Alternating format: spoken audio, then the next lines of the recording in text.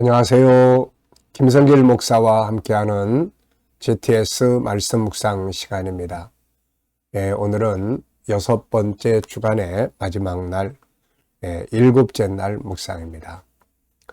7째 날 묵상의 주제는 함께 나누기가 되겠습니다. 하나님께서 내게 주신 은혜들을 이제 흘려보내는 거죠. 오늘 주일입니다. 주님 앞에 예배드리러 가서 하나님이 내게 주신 것들을 믿음의 형제 자매들에게 함께 나누는 은혜의 시간 되시기 바랍니다. 한 주간도 묵상에 함께 하신 모든 분들에게 감사드리고요. 묵상은 형통하는 길이라 하셨고 시냇가에 심은 나무와 같다 하셨습니다. 매일매일 말씀 묵상을 통해서 주님의 은혜가 생수처럼 흘러 들어오는 사람은 풍성한 은혜의 삶을 살 수가 있게 되는 것이죠. 자, GTS 묵상은 두 가지의 큰 목적이 있습니다. 하나는 매일매일 감동적인 삶을 살기 위한 신앙생활, 또 하나는 삶의 현장에서 변화하고 발전하고 아이들은 재능이 개발되고 학습 능력을 키우도록 만들어졌습니다. 이것을 위해서 5-7 플러스 2라고 하는 구조가 들어있죠. 5는 그림을 분석하면서 생각을 움직이게 하는 프로그램입니다. 이것을 공부하는 두뇌 만들기라고도 하는데요. 또 부모님들에게는 아이들 천재성 개발해주는 대화법이라고도 이야기를 합니다. 기억력이나 분석력이나 또 이해력이나 또 스토리텔링하는 능력이나 생각하고 창의력이나 이런 것들을 키워주는 거죠. 자, 그리고 이제 7가지 주제는 월, 화, 수, 목, 금, 토일의 주제인데요. 이 주제는 생활을 이끌어주는 주제들입니다. 오늘은 함께 나누기. 오늘 함께 나눌 수 있는 것들이 뭔지 생각해보고 함께 나눈다면 그게 바로 변하고 발전이 되는 거죠. 그래서 저는 7가지 주제를 통해서 그날그날의 삶을 생각하고 또 생활에 하지만 또 인생 전체를 점검하는 그런 중요한 컨설팅을 하는 도구로도 삼습니다. 7가지 주제는 참 다양하게 사용할 수가 있습니다. 아이들에게는 공부하는 좋은 방법들이기도 하고요.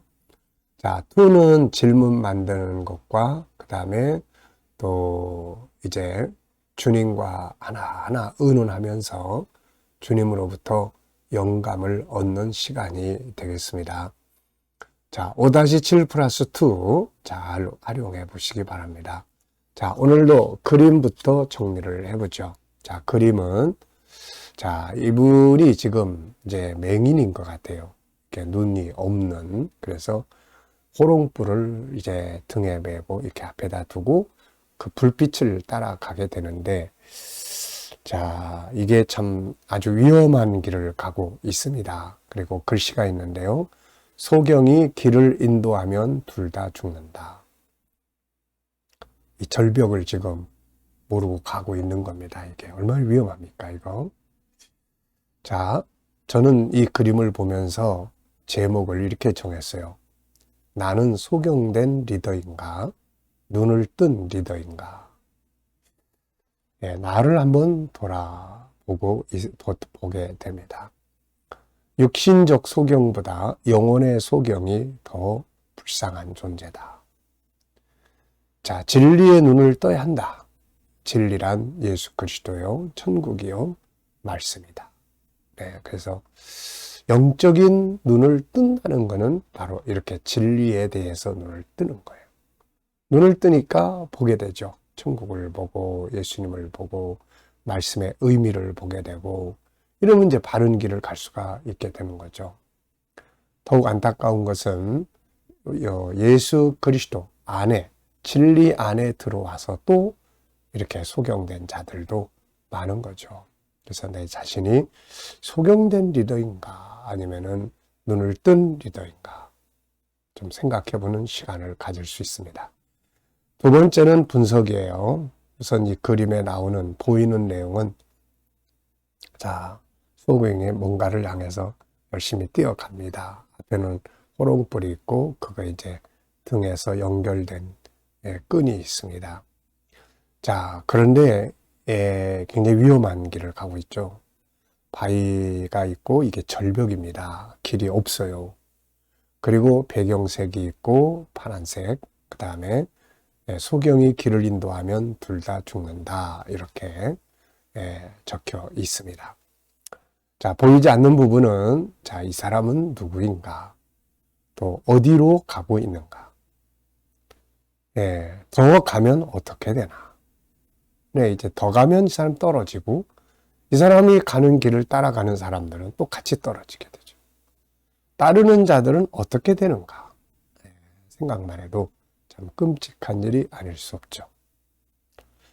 자, 세 번째입니다. 그림에서 가장 중요한 것은 무엇인가요? 그림에서 가장 중요한 것은 저는 눈을 뜬 안내자를 따라가야 한다. 눈을 뜬 안내자. 그래야 이게 길인지 아닌지 절벽인지 아닌지 이런 걸 알 수가 있게 되는 거죠. 자, 연상법 훈련입니다. 눈 감아 보시고요. 자, 우선은 바위, 이게 절벽인데요.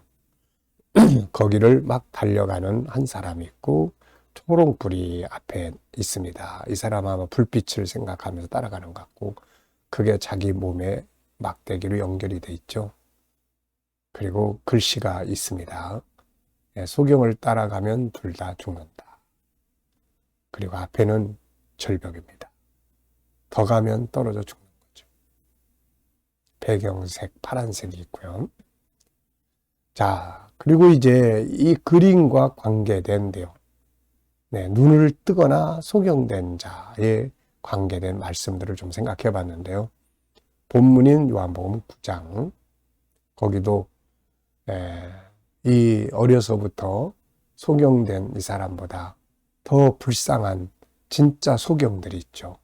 바로 이 영적인 소경, 당시 종교 지도자들, 제사장들, 서기관들, 바리새인들, 이들은 다 육신의 눈은 뜨고 있는 멀쩡한 사람들인데 구세주가 옆에 있어도 못 보는 거예요. 예수님이 옆에 계셔도 못 보는 겁니다. 그분이 구세주라는 걸 알면 그들이 예수를 다 영접했겠죠. 그런데 안타깝게도 바로 옆에 있는데도 보지 못해요. 그래서 예수님은 이들이 바로 영적 소경들이다. 이렇게 말씀하는 거죠. 자, 또 사도 바울, 그 전까지만 해도 눈에 가려져 있어서 예수가 누군지를 모르고 믿는 자들을 핍박을 했죠. 그런데 사도행전 9장에서 눈에 가리고 있던 것들이 다 벗겨지고 나서 그는 예수가 누군지를 알게 됩니다. 바울의 글을 읽다 보면은 바울은 예수를 보물이다, 또 비밀이다, 이렇게 이야기하는 것을 보게 됩니다. 자, 그리고 나서 그는 예수님을 직접 만나고 눈을 뜨게 된 거죠. 눈을 뜨고 보니까 이분이 바로 하나님인데, 그래서 자기 자신을 항상 나는 죄인의 괴수다. 그분을 핍박을 했으니까 항상 그런 생각을 하고 살았던 거죠. 자, 또 있습니다. 사도행전 1장, 2장을 보면은 당시의 제자들, 예수님을 3년 동안이나 따라다녔지만 이들은 영적 소경이었어요. 그래서 육신의 예수님은 봤지만은 그러나 그들의 영적인 눈은 가려져 있어서 하늘의 나라를 보지 못하고 맨 세상 나라를 이야기를 하고 진리를 깨닫지 못해서 그들은 항상 육신적인 걸 생각하게 되고, 자, 그런데 마침내 영적인 눈이 탁 띄어지는 날이 왔습니다. 그게 바로 성령이 임하신 날이었죠. 이때부터 그들은 이제 비로소 진리를 알게 되고 순교의 제물들이 되기 시작을 했던 거죠. 우리의 인생 속에도 이렇게 가려져 있던 것들이 어느 날 은혜 받고 성령께서 도우실 때 눈이 다 열려져서 알게 되고 보게 되는 이런 것들이 있게 되는 거죠. 천국.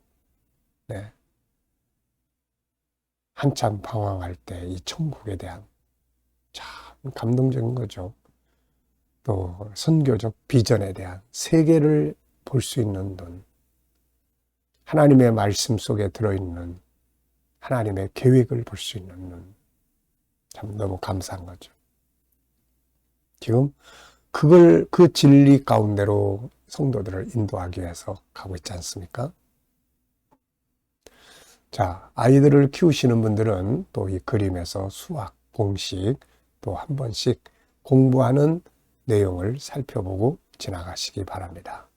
도형과 또 각도, 수연산, 측정, 규칙, 자료와 그래프. 네. 자, 상상력 키우기입니다. 이 그림 가운데 두고요. 앞에는 이제 이 소경된 리더가 자, 나를 따르라. 그러니까 많은 사람들이 그를 따라가는 요 장면. 근데 지금 끝이 왔어요. 끝이. 다음에는 이제 이 사람을 따라가던 사람들이 다 같이 절벽 밑으로 떨어지는 그림을 그려볼 것 같습니다.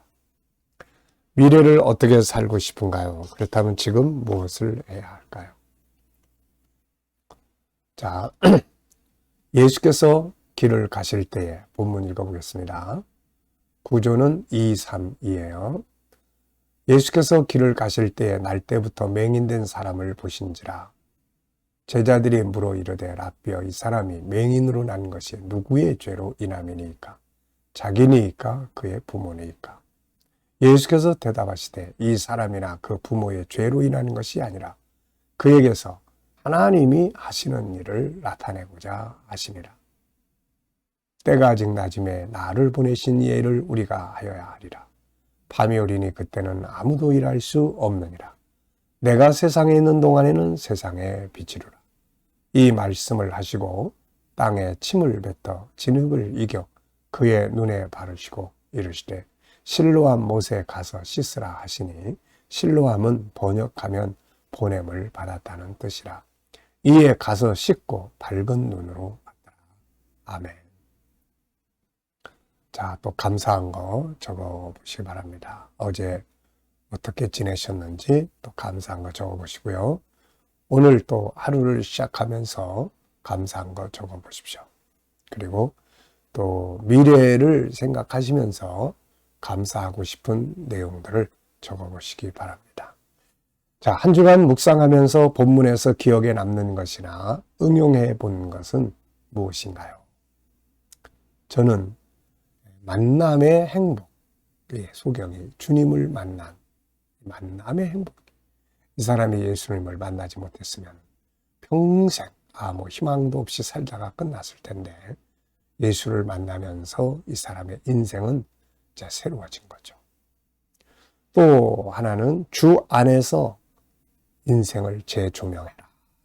주 안에서. 주님 밖에 있을 때는 실패자처럼 보였던 인생이 주님 안에 들어와 있으니까 하나님의 일을 이루는 도구로서의 인생이 된다. 네. 성공적인 삶이죠. 그래서 신앙이라고 하는 것은 주님 안에서 내 인생을 재조명하고 그리고 내 인생을 새롭게 살아가게 되는 거죠. 그리고 또 하나는 말씀과 순종을 적었는데요. 예수님께서 이 맹인에게 주신 가장 중요한 선물은 말씀이었습니다. 실로암에 가서 씻으라. 실로암 못에 가서 씻으라.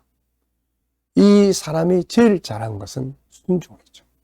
가서 씻고 씻으니까 기적이 일어난 겁니다. 밝은 눈으로 돌아온 거죠. 자, 본문 암송해 보겠습니다. 자, 눈 감으시고요. 문자 하나하나는 다 못해도 내용의 흐름을 쭉 이렇게 암송해 보시면 좋습니다. 예수께서 길을 가실 때에 나면서부터 맹인된 사람을 만나더니 제자들이 묻되 라삐어 이 사람이 맹인된 것이 누구의 죄 때문이니까? 자기의 죄 때문이니까? 부모의 죄 때문이니까? 하니 예수께서 이르시되 누구의 죄 때문이 아니라 하나님의 하시는 일을 나타내고자 하심이라. 보라, 지금은 낮이니 나를 보내신 이의 일을 우리가 하여야 하리라. 밤이 오리니 그때는 아무 일도 할 수 없음이니라. 내가 세상에 있는 동안에는 이 세상의 빛이루라 하시고 침을 뱉어 흙에 뱉어 진흙을 개어 그 사람의 눈에 바르시고 이르시되 가서 실로암에 가서 씻으라 하시니 실로암은 보냄을 받은 자라는 뜻이라. 이에 가서 씻고 밝은 눈으로 돌아왔더라. 아멘. 자, 말씀이 내 속에서 기록이 되면 수시로 묵상하거나 성령께서 이 말씀을 생각나게 하셔서 사용하시게 될 수 있습니다. 자, 5-7 플러스 2 또 생활 속에서 사용한 게 있으면은 꼭 사용해 적어 보시기 바랍니다. 자, 저는 묵상을 할 때 또 제 인생을 점검할 때 그리고 매일매일의 생활 속에서 또 어떤 일을 만났을 때 이 주제들을 생각을 하고 주제를 중심으로 삶을 살면 아주 좋은 삶이 만들어집니다. 아이들과 나눌 때 또 활용을 합니다. 자, 오늘도 묵상 시간 갖겠습니다. 오늘 주일입니다. 자, 묵상. 먼저 말씀 생각하시고요. 7가지 주제 떠올려 보시고요. 오늘의 삶의 현장을 또 떠올려 보시고 특별히 오늘은 주일입니다. 주님 앞에 가서 예배 드릴 때 어떤 자세로 어떤 말씀을 붙들고 또 가서 봉사 권진할 때 어떤 말씀을 붙들고 하면 좋겠는지 또 우리가 또 이렇게 한번 생각을 해보시고 그리고 이제 주님께 물으시면 됩니다. 주님, 오늘 이 사람을 만납니다. 제가 어떻게 하면 좋을까요? 어떤 자세로 대하면 좋을까요? 주님이라면 어떻게 하시겠습니까? 또 오늘 이 업무를 봐야 되는데 주님 어떻게 하시겠습니까? 제가 활용할 말씀은 뭔가요? 그리고 한번 쭉 묻고 기다리시면 영감을 얻게 됩니다. 오늘도 영감을 가지고 좋은 하루, 좋은 주일 되시기 바랍니다. 기도하고 마치겠습니다. 주님 감사합니다. 한 주간도 묵상에 함께한 모든 이들에게 은혜 베풀어 주시고 말씀하신 대로 저희들의 삶이 형통하도록 인도하시고 복 내려 주시옵소서. 오늘 주일입니다. 주님 앞에 모이는 모든 성도들 은혜 받게 하여 주시고 특히 부활의 주님 저희들을 아픈 부분들은 만져주셔서 치료받고 돌아가는 축복의 예배들이 되게 하여 주옵소서. 감사하며 예수님의 이름으로 기도하옵나이다. 아멘.